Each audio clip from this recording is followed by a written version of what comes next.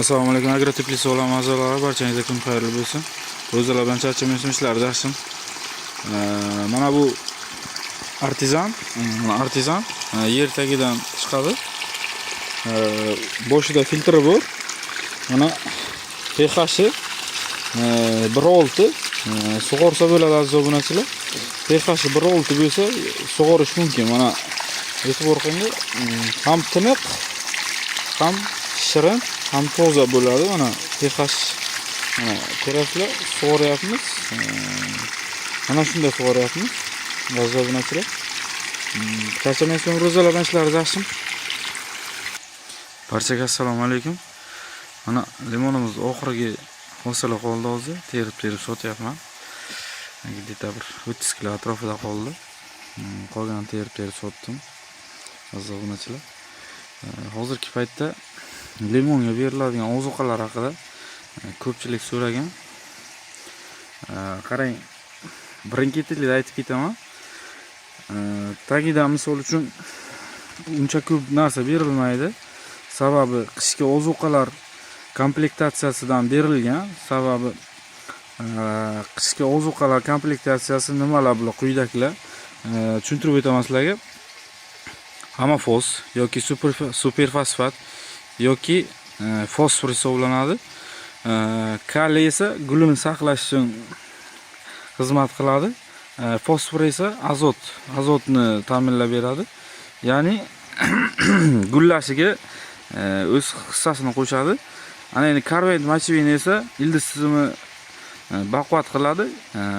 Ildiz tizimini ko'paytirmaydi-yu, baquvvat qiladi. Ya'ni limonni taraqaylashiga, gullaydigan novdalar chiqarishiga sabab bo'ladi aziz obunachilar.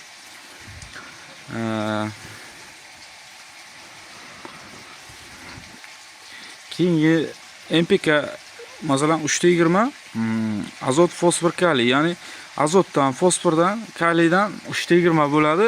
Bu ham juda ham katta foyda qiladi. Keyingi komplektatsiya esa kalsiy moddasi bo'ladi. Kalsiy ham limonni novdalarini baquvvat qilib, ya'ni hosilini yaxshi berishiga sabab bo'ladi. Yana bitta narsa bor, sulfat ammoniya, bu ham tuz hisoblanadi. Ko'pchilikda savol tug'iladi. Misol uchun kaliy tuz, fosfor tuz, karbamid mochivin tuz. Lekin tuz to'g'ri. Misol uchun shashlik deganda tovuq shashlik bor, kuskovoy shashlik bor, kofta shashlik bor, ya'ni jiz. Xullas kalom, hammasini o'rni boshqa bo'ladi aziz obunachilar. Xo'p, limonni tagidan qishda 100% oziqlantirgan biza. Ana endi bahorda nima qilishimiz kerak? Shu haqida to'liq sizlarga tushuntirib o'taman. Asosan 75-80% bargidan oziqlantiriladi. Yil bo'yi qayta beriladigan preparatlar, misol uchun hech qanaqa zarar bermaydigan, foyda qilsa qiladigan preparatlar majmuini aytib o'taman. Buton gulini ko'paytiradiki, kamaytirmaydi. Bu birinchi birikma hisoblanadi. Ikkinchi birikma esa Kemiralux. Limonni hosilini oshiradiki, boshqa zarar yetmaydi. Misol uchun yil bo'yi bersa ham, oyda 2 marta, 3 marta bersa ham zarar qilmaydigan preparat hisoblanadi. Uchinchi preparat esa bu Baykal hisoblanadi. Juda ham tirik organik hisoblanadi. Biosimilyator limon uchun katta foyda keltiradi. 4-inchisi esa Gumilix hisoblanadi.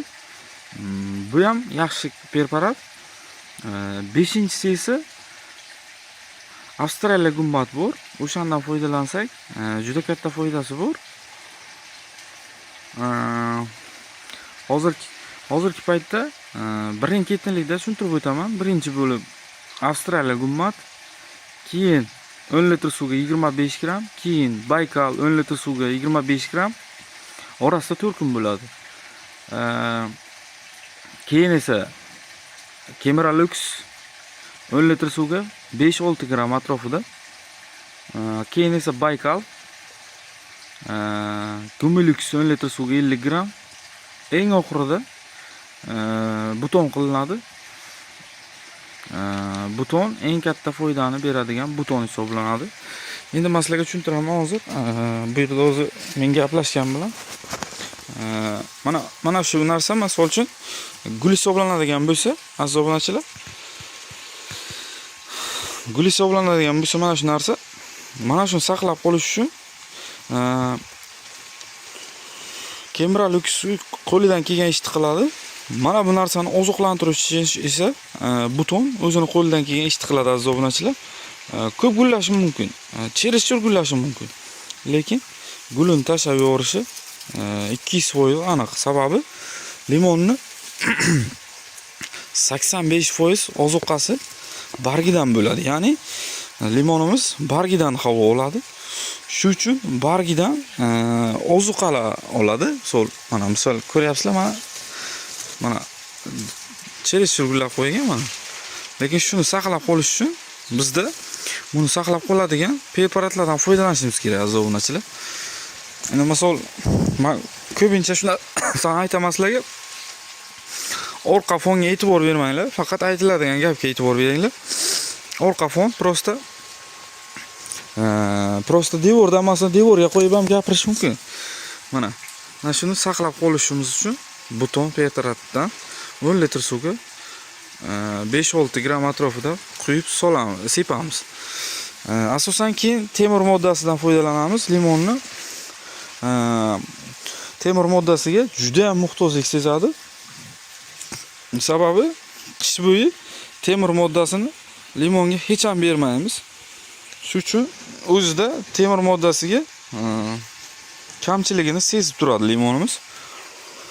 Temir moddasini 10 litr suvga 10 gram qo'shib bargini osti va usti ildizidan ham bersa bo'ladi. Temir moddasi universal hisoblanadi aziz obunachilar. Gulini saqlab qolishi o'z qo'lingizda bo'ladi aziz obunachilar. Shu uchun agro tadbirlarni boshlab astoydil bel bog'laymiz aziz obunachilar. Videomiz yoqqan bo'lsa, foydali bo'lsa, biz bundan xursand bo'lamiz. Agrotiplik savolami doim xizmatingizda bo'ladi. Kerakli ma'lumotlarni berishda davom etaman. Ishlaringiz omad, ro'za Ramazonlarni yaxshi o'tkazinglar, salomat bo'linglar.